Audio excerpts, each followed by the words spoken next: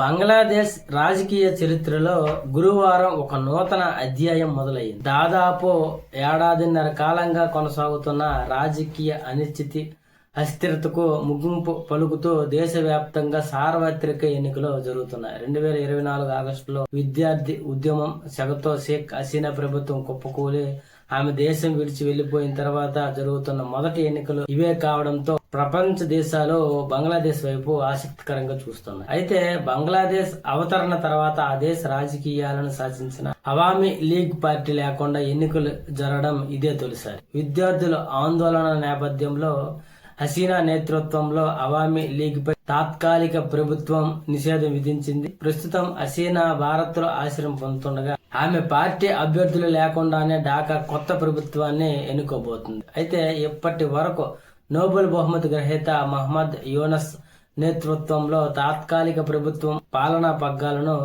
పర్యవేక్షించగా నేటి ఓటింగ్ ప్రజాస్వామ్య ప్రభుత్వం కొలువుదీరునుంది. మొత్తం 229 పార్లమెంటు స్థానాలకు జరుగుతున్న ఈ ఎన్నికల్లో వివిధ పార్టీలకు చెందిన 1981 మంది అభ్యర్థులు తన అదృష్టాన్ని పరీక్షించుకుంటున్నారు. దేశవ్యాప్తంగా సుమారు 12 కోట్ల మంది ఓటర్లు తమ ఓటు హక్కును వినియోగించుకుంటున్నారు. ఈ ఎన్నికల్లో పాటు కీలకమైన రాజ్యాంగ సంస్కరణలు, ప్రజాభి సేకరణ నిర్వహించిన తర్వాత ఈ రాజ్యాంగాన్ని కూడా మార్చే అవకాశం కూడా కనిపిస్తుంది. దీనివల్ల భవిష్యత్తులో బంగ్లాదేశ్ రాజకీయ ముఖచిత్రం పూర్తిగా మారిపోయే అవకాశం కూడా కనిపిస్తుంది.